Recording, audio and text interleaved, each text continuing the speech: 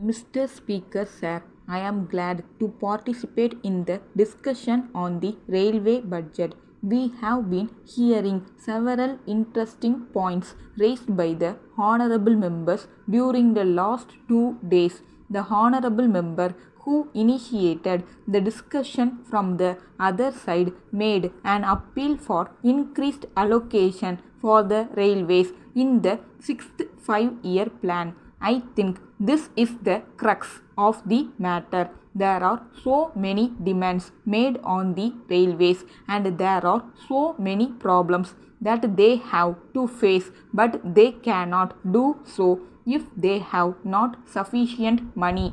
I think the Planning Commission has been rather unfair to the railways. I would only add my appeal to that made by the other speakers that this matter, even at this stage, should be reviewed and more funds should be made available to the railways for carrying out the important schemes which they have before them.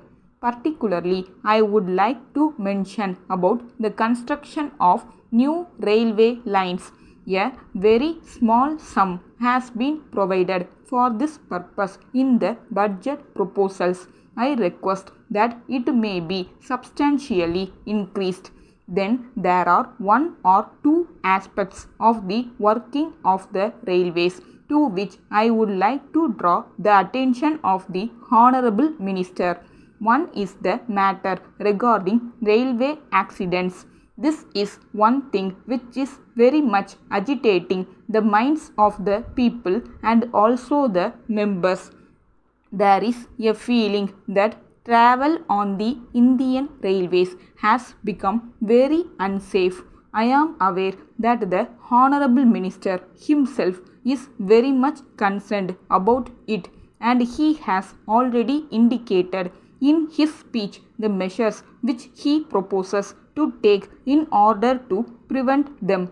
But there are also other factors which lead to accidents that need to be looked into. It is not only due to the negligence of the drivers or other railway staff, but there are some other factors also, like the failure of the brakes and various other things. I think these require to be looked into. Here again the question of funds comes. I find that only a very small amount has been provided for the renewal of tracks. It was mentioned in the report that tracks required to be changed. We have not been able to do that as often as it is needed. I think this one aspect required to be examined by the Honorable Minister and more funds should be made available for this. As far as law and order is concerned, we hear a lot. We read in the papers reports about murders and thefts which are taking place in the railways.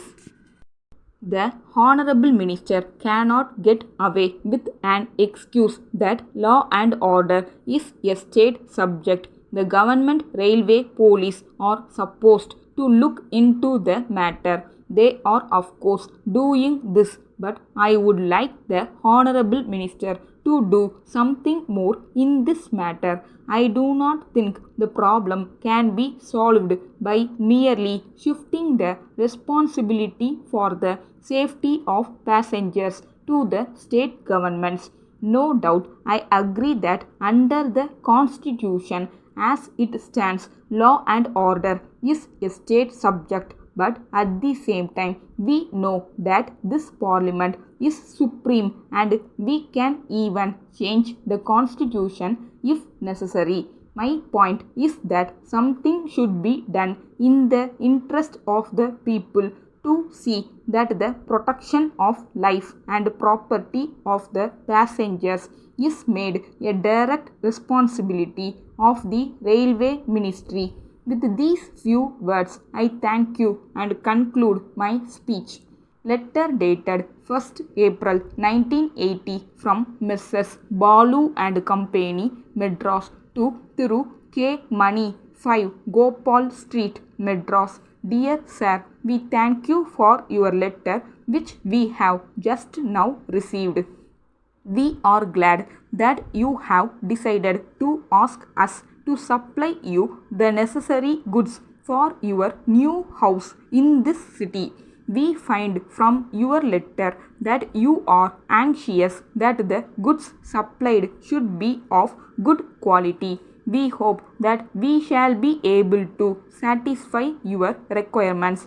It will be a pleasure for you to know that we have been dealing in electric goods for many years.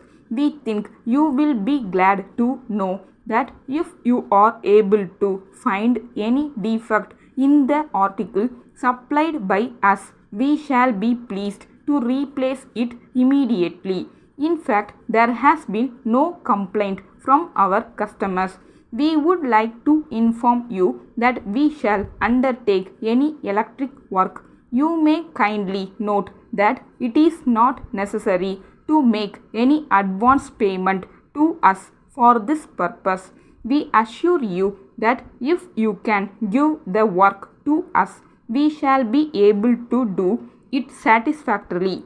As soon as we receive the orders from you, it will be possible for us to take necessary steps in regard to the matter. In these circumstances, we hope that we shall receive your orders at an early date. Yours faithfully.